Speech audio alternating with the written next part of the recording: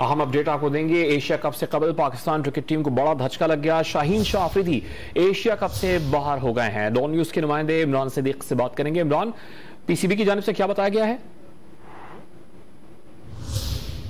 इमरान, आप तक आवाज आ रही है? इमरान सिद्दीक से हम राब्ता बहाल करेंगे। आपको बता रहे हैं एशिया कप से पहले पाकिस्तान क्रिकेट टीम को बड़ा धचका लगा है। शाहीन शाह अफरीदी एशिया कप से बाहर हो गए हैं। इमरान, पाकिस्तान क्रिकेट बोर्ड की जानिब से क्या बताया गया? किस किस्म की इंजरी का शिकार हैं शाहीन शाह?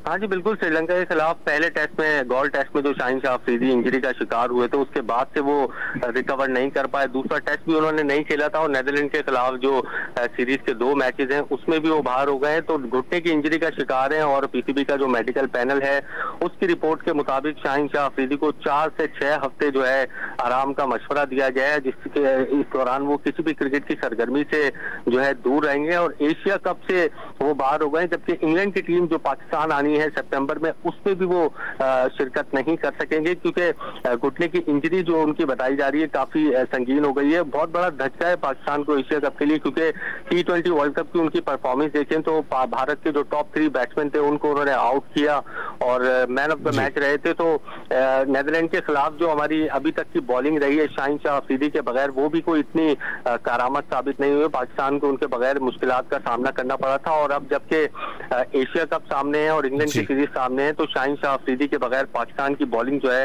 वो काफी मुश्किलात का शिकार नजर आएगी। जी, यकीनन बड़ा धचका है पाकिस्तान टीम के लिए। बहुत शुक्रिया इमरान आपका।